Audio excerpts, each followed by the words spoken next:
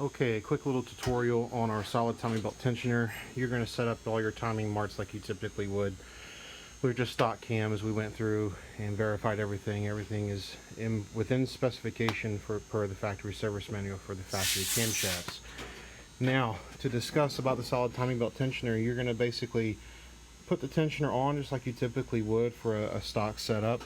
Pay close attention to the bolt in the back right here. That's typically what you would pull out, so the auto tensioner would automatically set the tension. This is different, where you actually have to manually set the tension, and what this does is it maintains constant line pressure to the timing belt. Since you have upgraded valve springs in the assembly, every time that this exhaust side is the first one to come over, most of the force is exerted based on this cam and that valve spring pressure that's on this particular cam.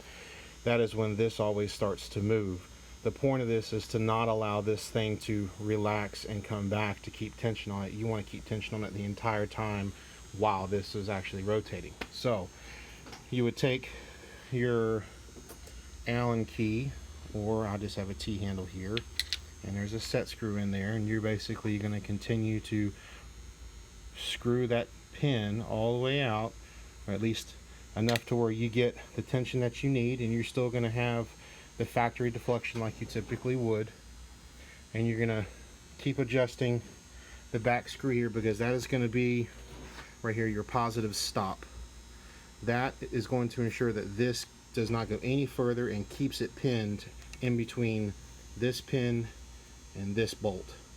Very, very vital. Once that's set, you take the other set screw and put it back behind there and lock it in place.